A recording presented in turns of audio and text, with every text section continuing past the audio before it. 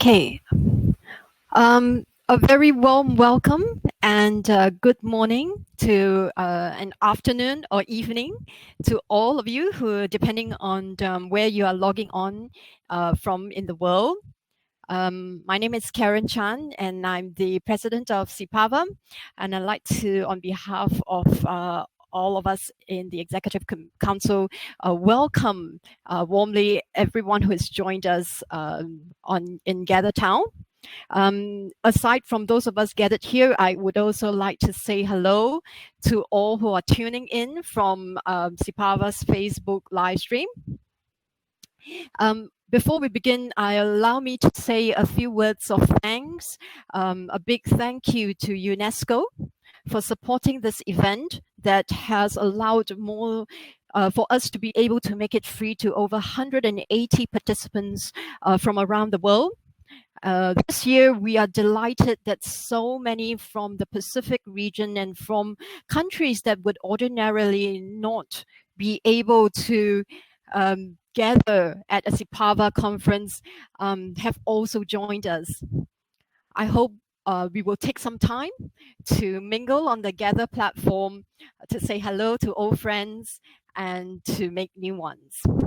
I would also like to highlight that we have 3 vendors on the platform, Imagica, Cantana, and VFX Hollywood.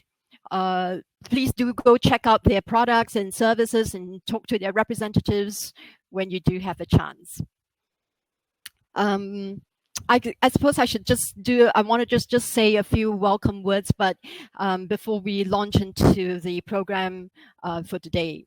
It's been a year since we last gathered virtually at the last year's SEAPAVAA's annual conference. And in this time, the world has changed a lot. The way we work, our approaches to our work have changed a lot.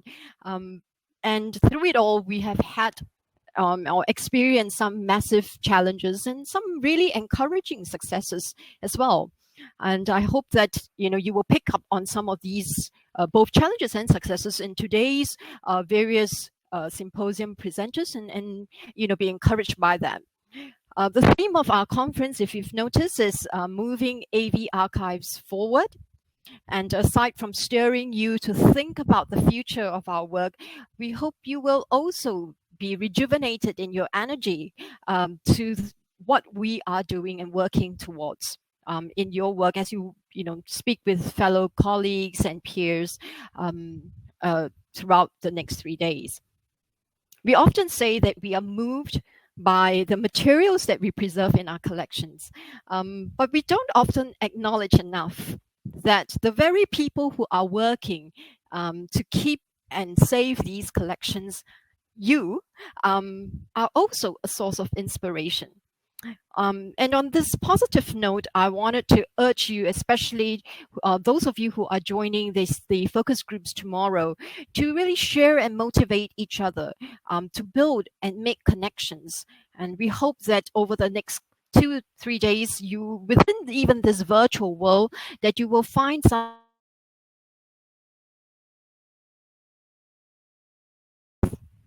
Right.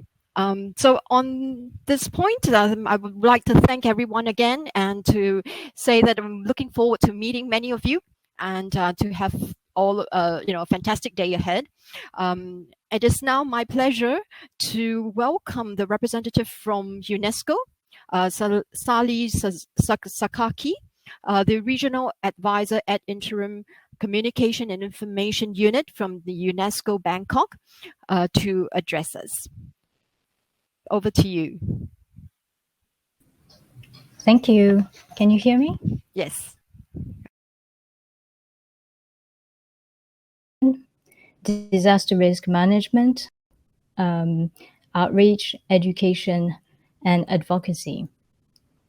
All of these topics are central to UNESCO's program called Memory of the World, which celebrates its 30th anniversary this year, coinciding with the Audiovisual Heritage Day.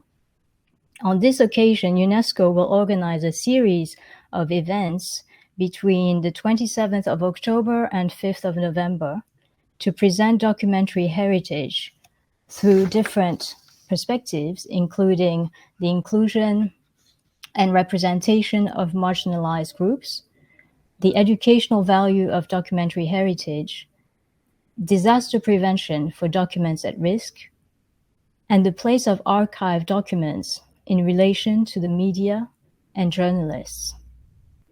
Later this year, our office in Bangkok will also carry out a capacity building activity for the preservation of documentary heritage at risk with the expertise of the National Archives of Japan and with the participation of memory institutions in Southeast Asia.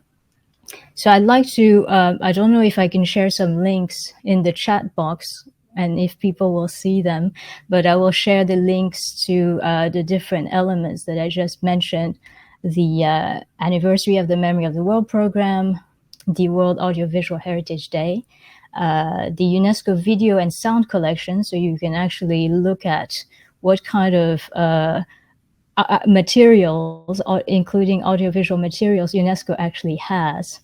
And also the digitizing, the project on digitizing UNESCO's history, which you can also access on the website. So I will share the links after I finish.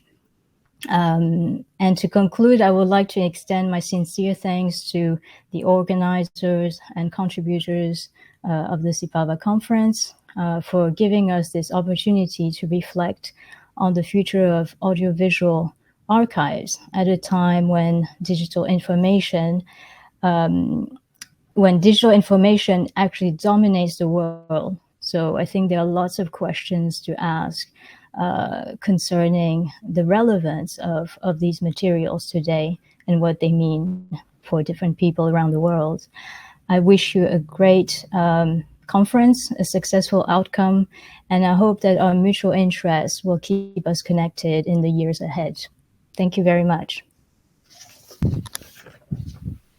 Thank you, Sally, for those encouraging words, and I'm sure most of us are following UNESCO in some way, and your links would be really helpful for us to find out a bit more.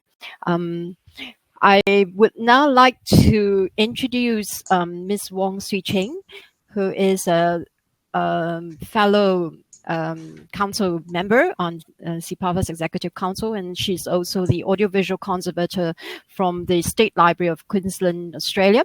And she will be moderating our keynote session and introducing our keynote speaker.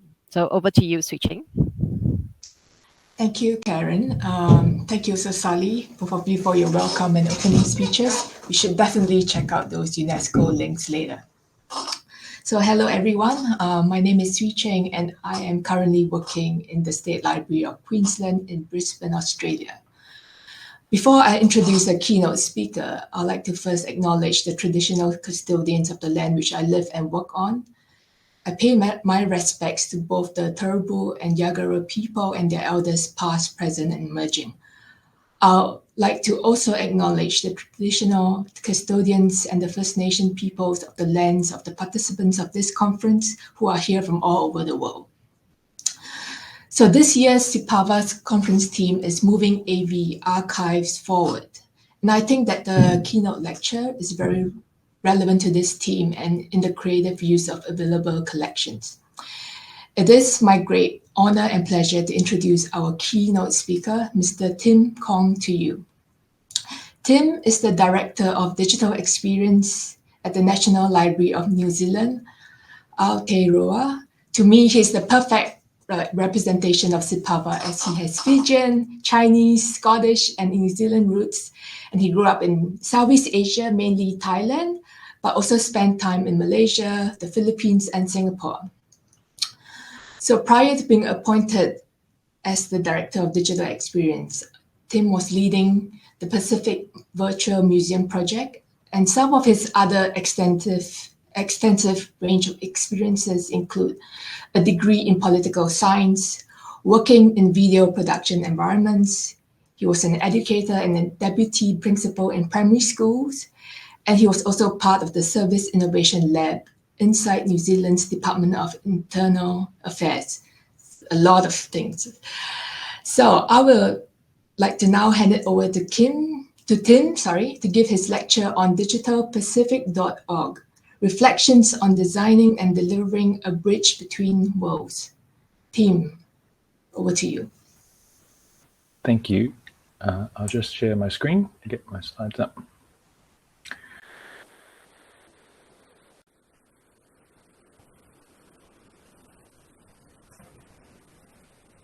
Okay, thank you. Tēnā koutou katoa, ko Nabagalevu te maunga, ko Drekenekelo te awa, ko Ngāti Whiti te iwi, ko Te Modi toku ingoa. Nō reira, tēnā koutou, tēnā tātou katoa. Kia ora koutou, Nissan Bolivanaka and Swati Cup from Whanganui Atara, or Wellington, New Zealand. Thank you very much for that kind welcome, and I just want to acknowledge all of the organisers for their care and the efforts to make this online event happen. It's a privilege for me to be invited to this event. As you might have gathered from my speaker biography, I'm not an archivist, nor am I a librarian, nor am I trained extensively in the world of museums or galleries. So I might be a bit of an outlier to lead a project called the Pacific Virtual Museum, which has been implemented by Te Puna Motoranga o Aotearoa in collaboration with the National Library of Australia, particularly when that project is funded by the Australian Department of Foreign Affairs and Trade. But this is a project of which I'm very proud, and a project which aims to make visible and accessible the digitized cultural heritage of the people in and of the Pacific. I am of the Pacific Ocean that covers 33% of the surface area of this planet. I am, like many Pacific Islanders, not born in the islands of their parents, nor am I fluent in the language of my father, or oftentimes fully aware of the nuance of the many customs of his island. In the ways of the Pacific, whilst my father is Fijian, his father was Chinese, and my mother is Pākehā of New Zealand. And as such, I'm not Indigenous Fijian. Also, like many Pacific Islanders, I've lived the vast majority of my life far from Fiji. And this lived complexity is ever present as I seek to understand my father's culture and to walk my own path here in New Zealand. As said, I was born in Aotearoa, but at 3 months old, my parents moved to Southeast Asia. My first language that I learned to speak was Thai, and not Central Thai, but Pak Thai of Southern Thailand. And this was sadly pushed to the side somewhat as I learned English to attend boarding school, first in the Cameron Highlands of Malaysia, and then a high school in Antipolo, Metro Manila. For the first 18 years of my life, I was Asian in lived experience, if not by passport or by birth. And so also I reflect on the fact that, like all Pacific Islanders, I'm a child of capitalism and colonialism. And by that, I mean I've benefited from both of these forces, whilst often being simultaneously blindly ignorant to the impact of these forces on the islands of the Pacific. And like a child, as a result of this project, I continue to learn of this legacy in the relation to culture and to heritage, and that has been a really powerful and wonderful thing personally. So I present to you today as that person, and my talk reflects on the process of leading this Pacific Virtual Museum project. Before I go on the screen there is the URL for the site. If you just wish to explore that while I talk, you're more than welcome to do so. I'd like to start with a story about why what you do as audiovisual archivists matters. This still frame is from a short video titled Suva of Yesteryear, and it's about the 4-minute 30-second mark if you access it via the link on the screen. This video is from the Australian Broadcasting Corporation, specifically their international development team, who in support of our project collated and digitized about 100 records from their archives and called it the ABC Pacific Collection. When this collection was launched, I watched this video and then forwarded the link to my dad with a cheery WhatsApp. Hey, Dad, check this out. Suva in the 60s. Pretty cool, eh? And my dad watched the video and then he sent me a message back saying, Tim, did you know that vessel is the Kendavulevu? And that really took me by surprise because I'd watched this video without knowing what I was looking at. This ship, the Kendavulevu, which you see in that screen capture there, sank in 1964. And it is still, I think, the worst sea tragedy in recorded Fijian history. The ship was owned by my dad's 2 brothers, my uncles, who both died in that sinking. And as my dad tells the story, He'd wanted to sail on the boat that day, but he was too scared of asking his elder brother permission to sail, so he jumped off the boat. He's often told us that story, but until this moment, this little WhatsApp interchange, I had never seen a visual of the ship. This footage sat in the ABC vaults for over 50 years and has only been digitized to support the project that I've led. To have my father see this footage of this vessel, which is part of his life and his story, for the first time, for just the fleeting few seconds that it exists, and to see it on a Facebook post, and then to have us both connect over it, that is why what you do matters. My team consists of two fantastic individuals, Tapatukura Raya of the Cook Islands and Ulu Afesi of Samoa, and then myself. Our aim at the start of this project was to include the voices of those in the Pacific in our design and development. In January of 2020, we were hoping to travel to the islands to build relationships and to understand what our project could or should enable for them. We were to start this process by bringing about 20 people to Auckland from across the Pacific region to meet together, to eat together, to discuss and share what this project needed to be for the people of the Pacific. But as you may have heard, we've had a global pandemic at about the same time as when it started. So we had to move directly to engaging as much as possible with those across the ocean using a range of online tools specifically. These tools were used asynchronously, given about 8 hours of time zone involved, and included all of our developers who built the site. We only met them once, actually, face-to-face before our first lockdown in March of 2020. The core of the website, as you see it, was designed and built over about 20 weeks, and our co-design group provided feedback weekly. So my first reflection then is that connections matter, but relationships matter more. The aim of this process was to deliver the website, but most importantly, all of these connections, some of which you see on the screen there, were about engaging in a way that honored Pacific relationships, realities, and timescales. We've continued throughout this project all of our public engagement and promotions this way, using webinars highlighting collections and hosting knowledge holders from institutions such as the National Library of Australia, the Tuvalu National Library and Archive, and the Pacific Community Library, as well as involving and engaging with community elders from places like Niue and Rotuma. Our site has been informed by a co-design group whose feedback has been directly reflected in the design and functionality of the site. And that's been a really fantastic process to be a part of. As we head into our next phase of our project, we're really looking forward to engaging in person with our existing and also potential co-design partners across the Pacific. My second reflection around this project is that it is built digital, but it's built digital for the realities of the Pacific, one of which you can see on the screen right now.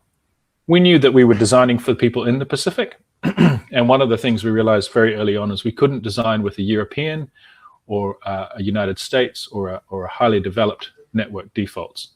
We had to design with digital constraints as our starting point. So we intentionally designed for low bandwidth and high cost mobile networks, and we want our site to work on those environments. It needs to function well on 2G and 3G environments, and we aim to have no single page on the site be about more than 800 kilobytes in size when it's loading. And as of this morning, when I checked it, the homepage is about 1.3 megabytes in size. Our second part of this design was that we wanted to be mobile first. And this means we don't design for desktop browsers in mind, but we start with mobile and responsive design. As part of that, we focus on design elements that function to make the key elements of the metadata visible and accessible.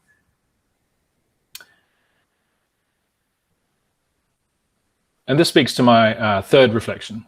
Whilst we were designing digitally for the Pacific, we also wanted to design for the people of the Pacific, not the people in the institutions. We wanted the site to reflect something of the Pacific back to those using our site, to center a Pacific narrative and a Pacific experience. Whilst the default function, which you can see here on the screen, is search, one of my first chats with our designers, I said, let's not make this homepage white, like another search engine you may know. So the design that you see there, the birds, the stars, the silhouettes, and the horizon lines, were all designed to enable a person from an island to recognize or see a shape, and to see that place, that home, to select it, and to see records in some way labeled with that location. So if you scroll across the locations when you're using the interface. Our homepage design was to make it easy to find records as a Pacific person. And I think often our mental model of the blue continent is of ocean only. If you're from Chuuk or from the Marquesas, from Vanuatu or Numia, each of these islands, these silhouetted shapes, these coastlines are your home. And we wanted to allow you to see those and to identify them. This approach also allowed us to speak to some indigenous naming conventions and how a culture or community might choose to be labeled. So for example, if you're using the website, you won't find French Polynesia on our locations list, but you will find the names of the 5 archipelago that make up the region. One of our co-design members called for this approach in one of our early workshops, and they said, I'm Samoan, make it easy for me to find the Samoan stuff. I also want to acknowledge that when you're using the site, these locations on the front end of the website are a proxy. Because we rely on the metadata of content partners, there may be records that we're not showing in these location pages, but that are still accessible in the website. Another part of this design around making it easy for people of the Pacific, not just people in the institutions, was in how we arranged our media formats. And excuse me, the interface, we wanted it to be icon friendly and uncluttered with a focus on less reading. One of our user testers said to us, like this, because my grandma can speak English, but she can't read English. So she could figure this out and work through it. As well as using icons like this, we wanted to reduce complexity in media types. So as you can see on the screen, we have just 6 formats to explore. I remember in one of our conversations, one of our librarians asked us, what did I mean when I said text? What does that include? Is that unpublished or published? And I said, anything with words, is that okay? And that's the kind of mapping we want to do. We want to speak to people who maybe don't know all the exact terminology that our institutions use. We also realized early on that for Pacific people, their culture is lived. It's held in stories and songs and things like that. And so we're keen to reflect that reality. And as a number, and that is most often captured in audio and video content, as a number of our Pacific-based content partners are using YouTube, we also are very keen to highlight those records. And so that's what you see there, the video and the audio. A lot of it comes from open or platforms like YouTube. Now, for archivists, I fully appreciate that YouTube is not archival standard. But one of our content partners, NGO Pacifica Renaissance, has since about 2014 recorded oral histories and the stories of Micronesia, told by the residents of those islands in their languages whilst they sit on their land. And their only platform to tell these stories is YouTube and Facebook. So we share about 800 of their videos. And it's a real privilege to do so, because if NGO Pacifica Renaissance hadn't done this work, hadn't recorded those stories, much of that knowledge would have passed on, because many of those people in those videos have also passed on. I think that creating a space like we have done, that holds records like those on YouTube alongside storied institutions like the National Library of Australia, enables us to ask this question. Are institutions holding Pacific artifacts as static and frozen things on shelves or in boxes, detailed with academic metadata? If they're doing so, are they really preserving them, abstracted as they are, from the lived knowledge of their usage? And if we do so, who are we preserving and protecting them for? For a Pacific person, I think sometimes just storing these objects makes little sense. The culture and heritage value for Pacific people is often not only embodied in the object, it's in what the object enables. So how do we make that accessible? How do we make it easy to see and to experience what a canoe enables, what food preparation enables, all of these cultural things that we work with? In a similar way, and with that same commitment to reducing complexity, the search filtering functionality that we're built into the site we're quite proud of how it hopefully quickly enables users to focus and filter through the many records that we have. The key logic is that users should never be able to see 0 records, and this is just a quick example of it here. And as you select options, you only see records that match that in real time. I appreciate this isn't a new convention or functionality, but I think, again, in terms of usability for Pacific people, it speaks to reducing complexity and increasing accessibility. We also on the site focus on thumbnails and images as the heroes. And I think that's a really powerful way of speaking to the key points of our stories. It's a counter, I think, some ways to the cataloging software and applications that cultural heritage institutions often use that focus on a very literary presentation of history and heritage, as in this example here. My fourth reflection is know what you're not and build your relationships accordingly. Digital Pacific is not a repository. We don't curate our records. We don't hold any source content. We only share and leverage metadata. So I suppose in that sense, we're similar to Trove in Australia or Europeana in Europe or DPLA in the United States.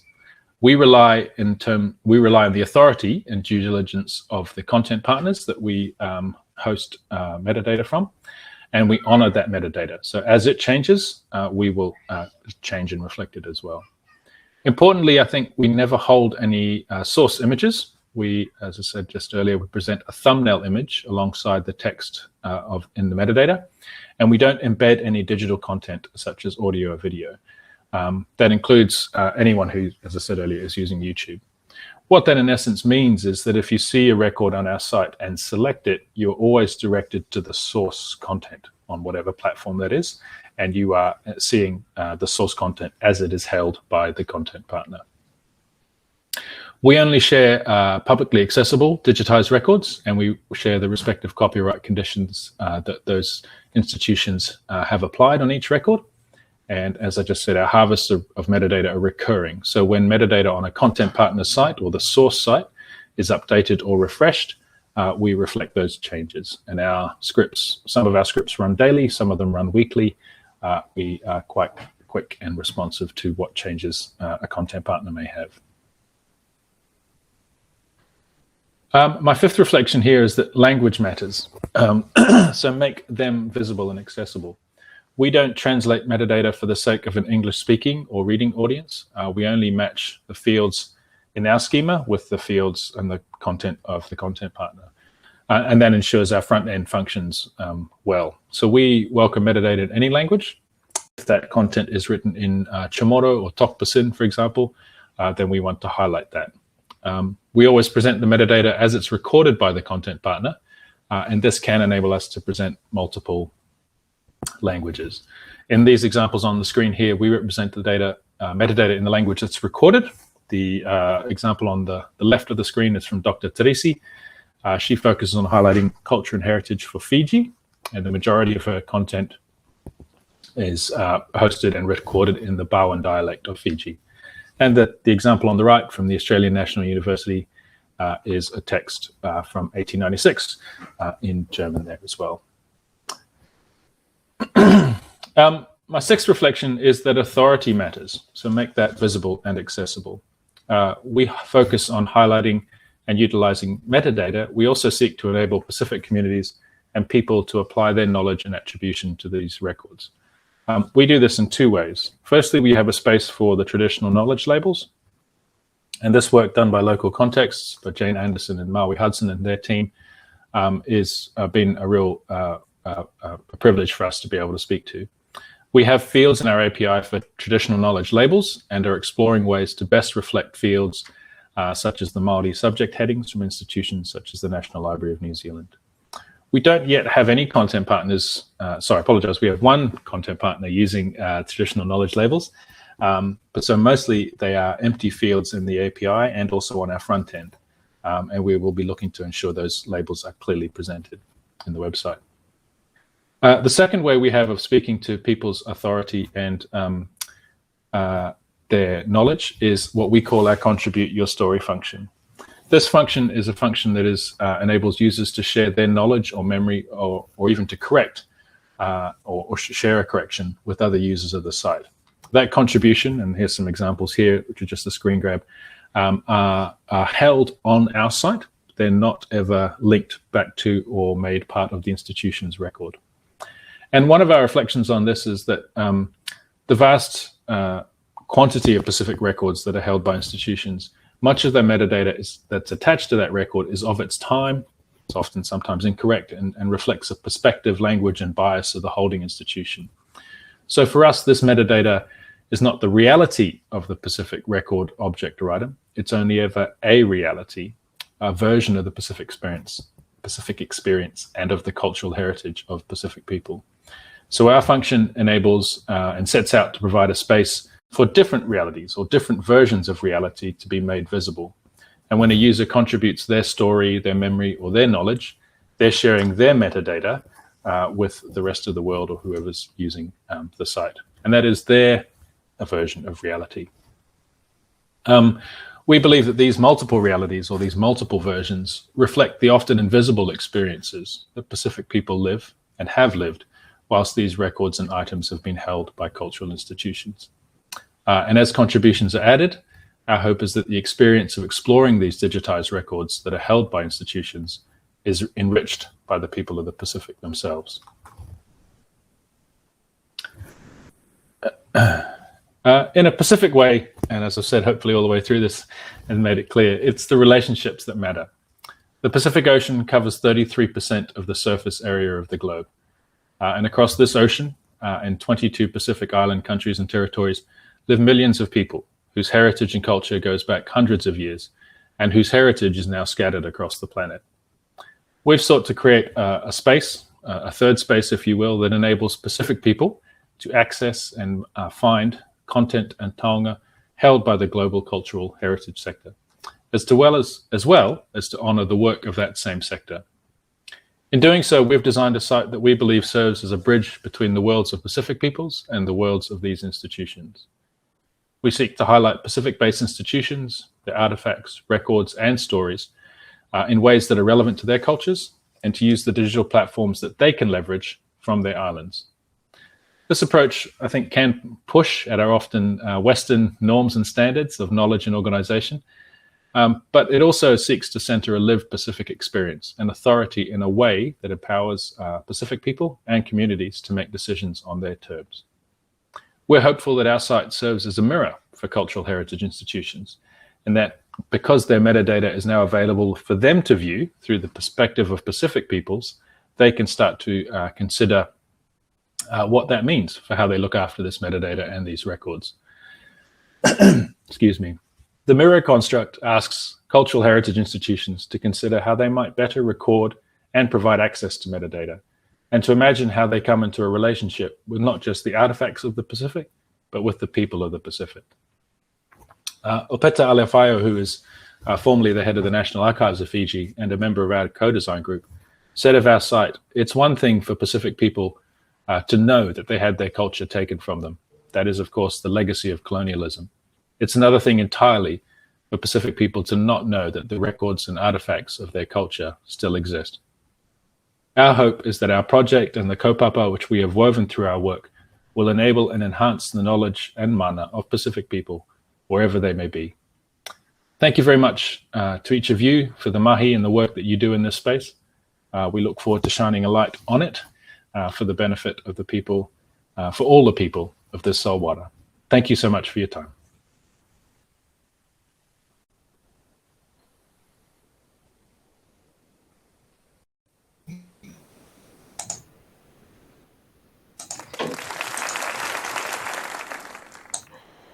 Thank you, Tim, for this great presentation. It's funny, our applause comes a bit later because everything's a bit delayed. But that was great. I really enjoyed it, and I like that it's how it's designed for the Pacific people and not just for institutions. And that story of the silver vote of your family, that really hits home about why we do what we do and why that actually matters. So that was great. Thank you. So we are doing very well for time. And Sanchai has said in the chat that if you have questions, you can type it in the chat on the right, or you can raise your hand and he will enable your microphone. So we don't have any questions yet, but can I ask one? I'd like to find out what happens when the funding ends from DFED. Yeah, that's a very good question. So part of my job is to hopefully continue to push that the funding doesn't end. No, it's of course not endless, and we are very recognize very much that that the funding coming from DFAT, we're very privileged to have that and to be able to work with that. But we're also, in terms of the I suppose the sustainability and what this project looks like, is we're very interested in what it would mean for this project to be owned and shared by the people of the Pacific. And there is a number of organizations, the Pacific Islands Forum, academia, in terms of USP, that are organizations that are trans-Pacific, if you will. But there's also challenges in having the governance of a project like this in a transnational space. So we're exploring those options. I think of what that looks like, A, in terms of funding, and B, authority and governance. I think the key thing is that if the funding was to cease, or we weren't able to make a case for it to continue, regardless of where it came from, one of the key things is that because we only ever share and use copies of metadata, if the site was to be shuttered or to be removed, all of the source content still remains, and the metadata is held by those content partners. So in that sense, we would be removing a visibility and an access point, but we wouldn't be removing the source content, which is always held and retained by the people and the institutions that own it. So I'm hopeful that we can continue to secure funding, but the nature of how some of these, particularly in a shared way, is an ongoing challenge of how do you share responsibility, and how do you do it in a way that honors the people whose records you're sharing. And that's a challenge that is an exciting challenge to be engaging with. Yeah, thank you. Did somebody raise their hand? Let's see. I heard a funny sound, so I'm sorry, I'm just trying to navigate this platform. But yeah, Tim, yes, I hope that you guys continue to have that funding for a while, because this is a great project. And I was talking to you previously, and I think I should ask that question now again. Like, why shouldn't we go directly to something like Trove in Australia? And I just like the example you gave me. So can you share that? Like, why should I go to this website instead of like going to Trove, for example? I think the simplest way of describing that is to actually use the Google, reality. Most people know searching the web as Google, but Google is designed to highlight things, and most people don't go past the second or third page of a Google result. And so we talk about how, whilst people might use Google, the records that we're showing in institutions also map onto the fact that Pacific people mostly don't know that these, in the first instance, institutions exist, or that they hold all of these records. In our research, for example, that one of the examples we often use is the Cleveland Museum of Art has several hundred amazingly beautifully photographed and preserved items of the Pacific. But if you look for that on Google, you're never going to find it, because it's how Google's engines work. And if you start your search mentally, you're not assuming, or you're not starting with it, I'll look at the Cleveland Museum of Art, because it's the Cleveland Museum of Art, and you don't really connect it with a Pacific cultural heritage. The second piece there around why wouldn't Pacific people use Trove is, again, if they don't know Trove exists, then they're not going to start their search there. And I think that, that's just the reality of how, Google SEO and how you drive traffic into those spaces.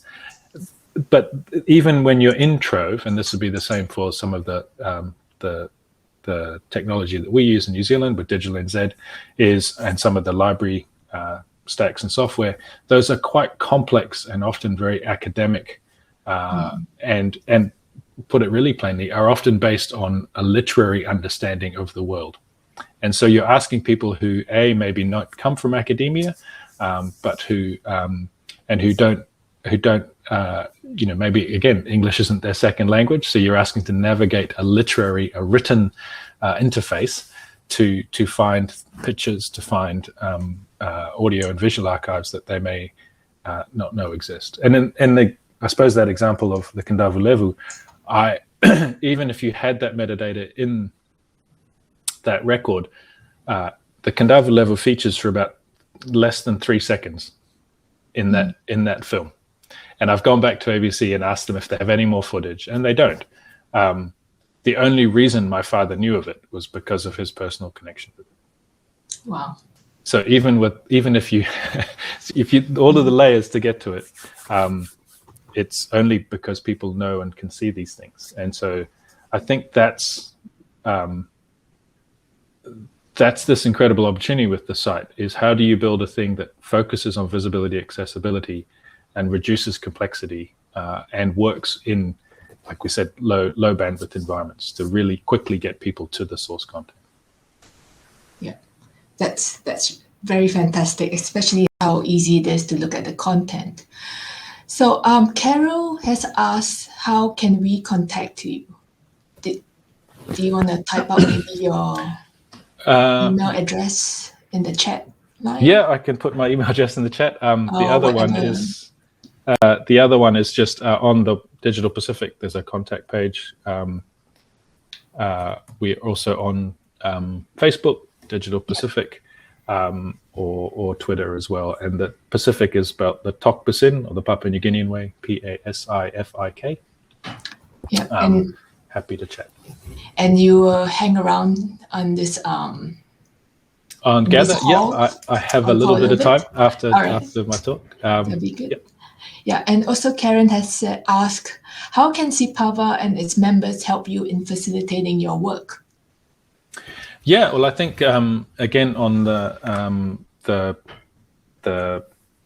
website, there's a section for content partners. If SEAPAVAA members have collections, small or large, that are in some way tagged of the Pacific, and we're sort of, again, our scope for the Pacific is Melanesia, Micronesia, Polynesia. So I suppose the three regions in the ocean. We would be happy to share that work. The simplest thing, people say, what can we do for you? We just say, all we want is permission, because our harvesters will, as long as your content is digitized and online and publicly accessible, we will do the work of harvesting and scraping. We don't want you to do anything more for us, because we recognize that institutions are working hard in their spaces. We only want to highlight, if you have any Pacific content, the work that you have, or the content that you have, and to make it accessible and more visible. Excellent. I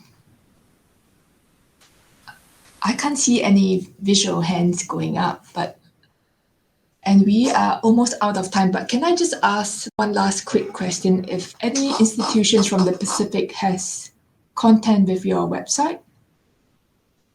At the moment, off the top of my head, so the Pacific Community Library, based in New Caledonia and Suva, they're one of our content partners, and we harvest from their catalog as well as from their YouTube channel.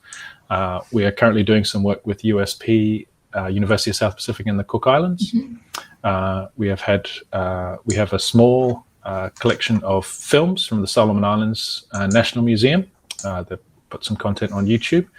And I'm just trying to think, we have a number of others. The majority of our content at the moment comes from Western-based institutions, so a lot out of Trove and also out of DPLA. And we are looking to, I guess the challenge for Pacific Island institutions is, it's the challenge not just for Pacific Island institutions, based ones, but for all institutions, is one, you have to digitize, two, you have to have a repository, and then three, you have to have some way of that repository being accessible online. We can't function unless those three criteria are met. It is interesting. Solomon Islands National Museum is an interesting example. They don't have a website in any useful shape or form, but they have digitized content and put it on YouTube because they are keen to share that content with us.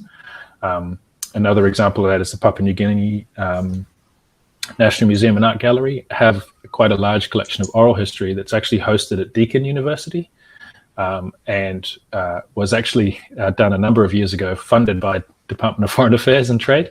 It's actually hosted in Australia, but it's a co-partnership with NMAG. And so when we reached out to Deakin, they were very happy for us. So we take the metadata from Trove, we present it on our site, but we highlight it as being the authority of it being Papua New Guinea National Museum and Art Gallery.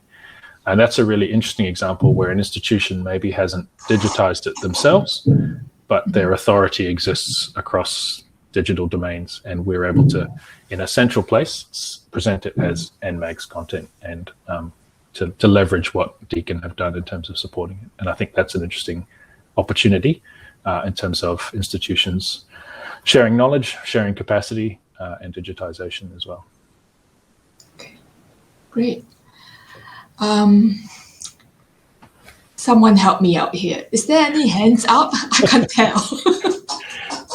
I don't think so. I think I've answered all the questions in the country. Oh, yes. Here's a hand. Rosalind. Yeah, hi, Mr. Tim. I'm Rosalind from National Archive of Malaysia. So, congratulations on your presentation. Thank you. Refer to your slide that show to us about the items that you have, right? For the video, for example, you have 6494 items, and also the audio 1577 items. So my question is it all this material in form of digitization, or do you still have an analog format? So what is your digitization program, and how do you, how you're planning, strategize, and also any challenges in terms of digitization of this material, especially for the analog to the digital? Thank you, Mr. Tim. No worries. Thank you for the question. The key thing is we don't do any digitization.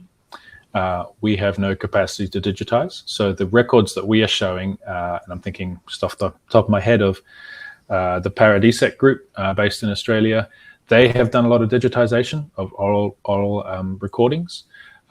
We only show, so when you see a record that's from Paradisec, we are pointing only at the digital copy or the digital version.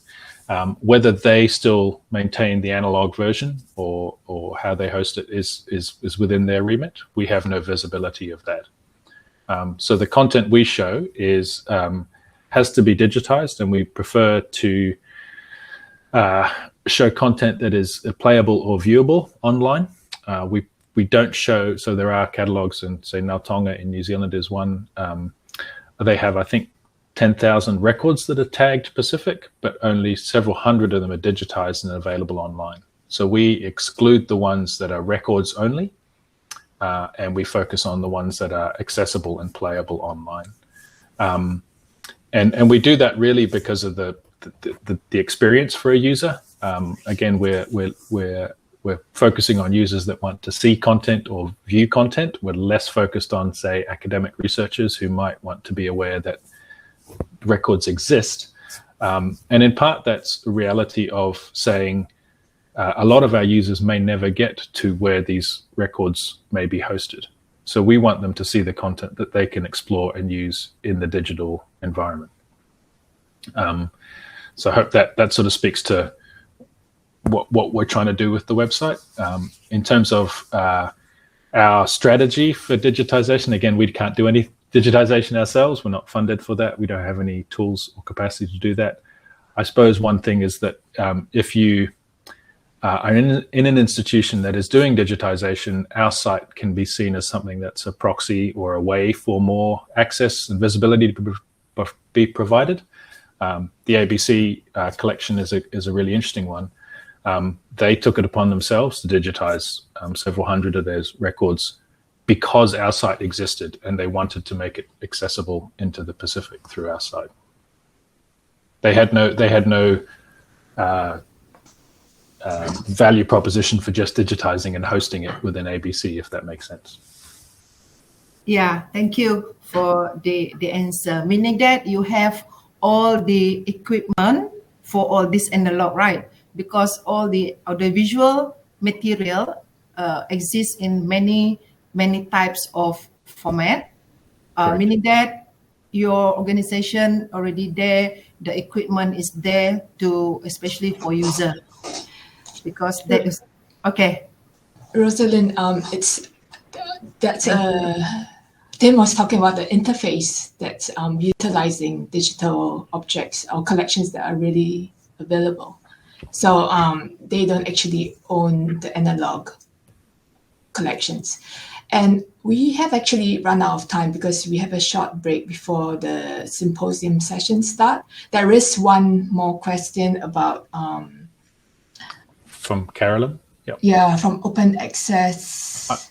I can type a response in the message. You can type a response, or maybe you can continue talking, and people who need to go for a break, please do that. Thank you once again, Tim, so much for your time. No worries. Thank you. Fantastic. Thank you. Bye.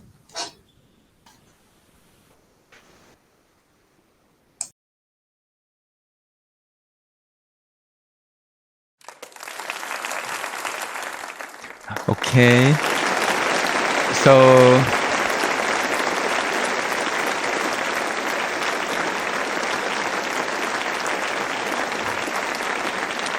it's good that we can use the F key. Very great. So we're gonna start the symposium section 1 in about 23 minutes from now. So now is the time that you can talk with anybody, take a break, go to the quick toilet and come back later. Okay, see you guys later. Thank you.